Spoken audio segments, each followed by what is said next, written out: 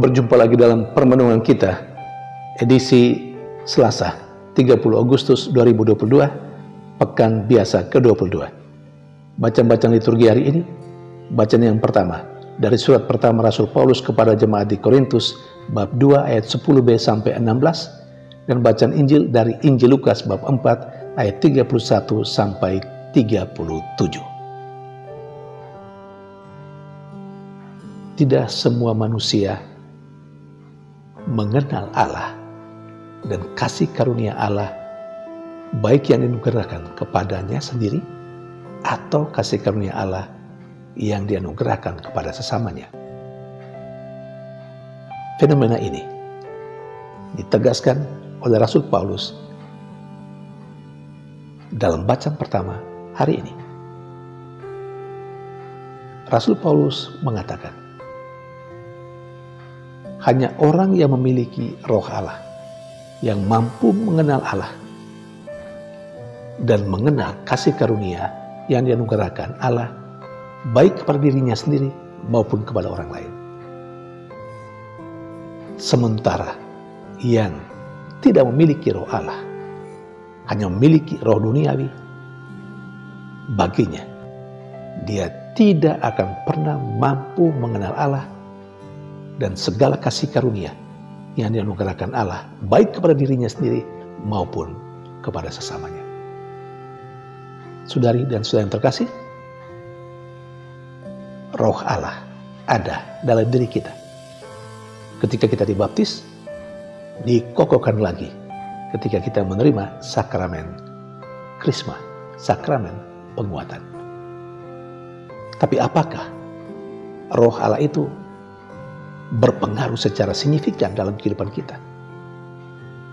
Kalau roh Allah itu berpengaruh secara signifikan dalam kehidupan kita, dalam diri kita, maka pasti kita akan mampu mengenal Allah, mengenal kehendaknya, dan mengenal kasih karunia Allah yang dianugerahkan kepada kita, juga kepada sesama kita.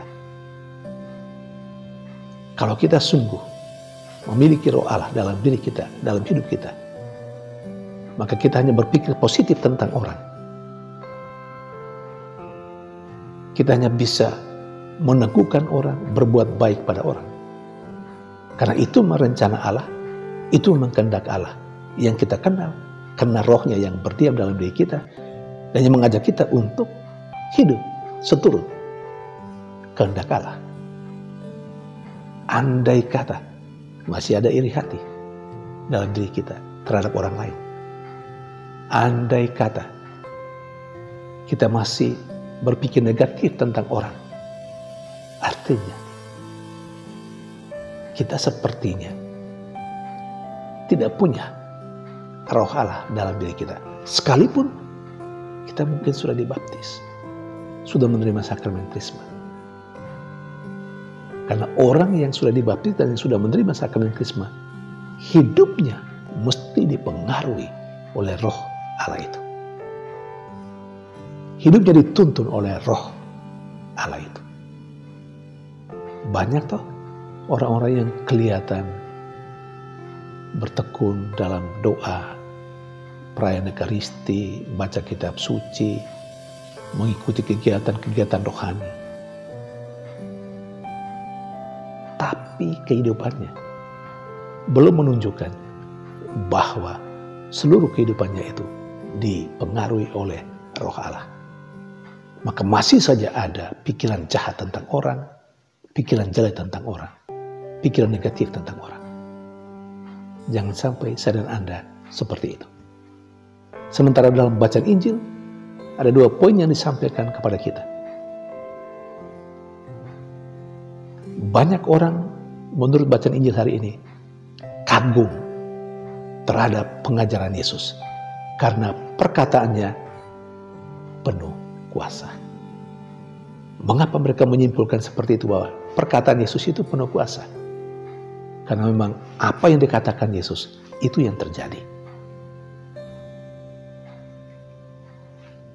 Roh yang merasuki seseorang menurut bacaan Injil hari ini keluar dari orang itu hanya karena hentakan dan hardikan Yesus. Apakah kata-kata kita berwibawa dan penuh kuasa? Apakah kata-kata kita bisa membebaskan orang? Apa kata-kata kita bisa menyenangkan orang? Membuat gairah hidup dalam diri orang bertumbuh? Atau malah kata-kata kita menyakitkan orang, membebankan orang, atau membuat orang merasa terbeban dalam hidupnya, atau membuat orang merasa sakit hati? Kalau demikian terjadi, maka kata-kata kita bukanlah kata-kata yang penuh kuasa. Karena kata-kata yang penuh kuasa, menurut contoh perkataan Yesus sendiri, adalah kata-kata yang membebaskan, yang menyembuhkan, yang menggembirakan, yang membuat orang bersukacita. Dan poin yang kedua dari bacaan Injil hari ini adalah kata-kata roh yang sedang merasuki orang tersebut dalam Injil hari ini. Aku tahu siapakah engkau. Aku tahu. Atau pertanyaannya, aku tahu siapa engkau.